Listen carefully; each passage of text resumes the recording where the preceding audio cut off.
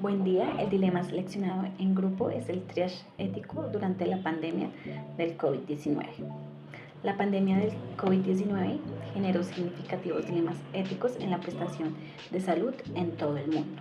Uno de los desafíos más críticos ha sido el triage ético en las unidades de cuidados intensivos, donde la insuficiencia de recursos como camas y habitaciones obligó a los profesionales de salud a tomar decisiones difíciles sobre a quién priorizar para recibir atención, y estas decisiones implicaron desafíos éticos y clínicos significativos. Durante los picos más críticos de la pandemia, el sistema de salud colombiano enfrentó un colapso en varias regiones.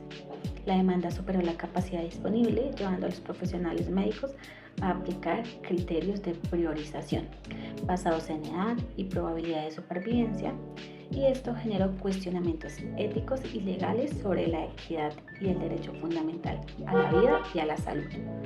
El dilema se centró en la necesidad de racionar recursos limitados y tomar decisiones difíciles sobre quién debía recibir el tratamiento y quién no.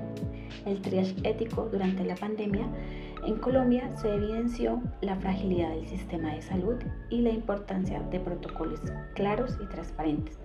Aunque estas decisiones fueron difíciles, buscaron minimizar el daño y optimizar el uso de recursos en un contexto de crisis sin precedentes. Continuando con el tema, la situación del triage ético en Colombia durante la emergencia sanitaria presentaba un conflicto entre los principios de la justicia, la beneficencia, la no maleficencia y la autonomía. Por un lado, se buscaba salvar la mayor cantidad de vida posible, la beneficencia, pero al mismo tiempo evitar causar daño, es decir, la no maleficencia. Tocaba decidir a quienes se le otorgaban los recursos. Además de que estas decisiones debían ser justas, es decir, no podían basarse en criterios discriminatorios como la edad, la discapacidad, pues ya que esto atentaría contra los derechos humanos y constitucionales. Por último, aunque la autonomía de los pacientes puede verse restringida en una emergencia, sigue siendo importante respetar sus valores y decisiones en la medida de lo que sea posible. Por tanto, el dilema ético surge cuando la urgencia de priorizar pacientes entra en tensión contra el deber de tratar a todos con dignidad, igualdad y respeto por su dignidad humana. Es decir, una posible solución a este dilema pasa por armonizar los principios éticos del principalismo, garantizando que las decisiones del triage sean justas, beneficientes, no dañinas y respetuosas de la autonomía en la medida de lo que sea posible. Además, es esencial evitar cualquier criterio que pueda llevar a discriminación, protegiendo así los derechos de todos los pacientes, incluyendo a los más vulnerables. Para dar cierre a este dilema que se socializó con nuestros compañeros de trabajo, queremos resaltar aspectos muy importantes que se deben tener en cuenta, empezando que durante la pandemia Colombia tuvo que enfrentar decisiones críticas en las unidades de cuidados intensivos. ¿Por qué? Porque solo se contaban con 5.300 camas de cuidados intensivos para cerca de los 50 millones de habitantes.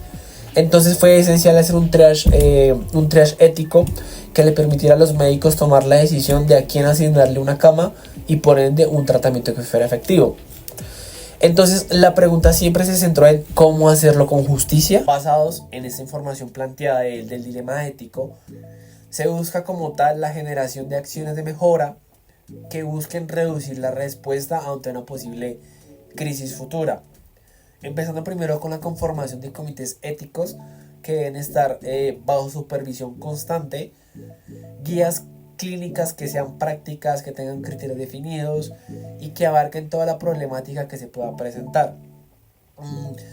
La inversión en infraestructura es un tema que está condicionado por la problemática social de nuestro país, que es la corrupción. Entonces es muy importante tener en cuenta que está muy condicionada y que si se invierte en infraestructura se puede dar una mejor respuesta ante una posible crisis. Los simulacros éticos son muy importantes desde el área de la salud para generar una mejor preparación. Por último, es importante fomentar la participación ciudadana, el diálogo con la ciudadanía. ¿Para qué?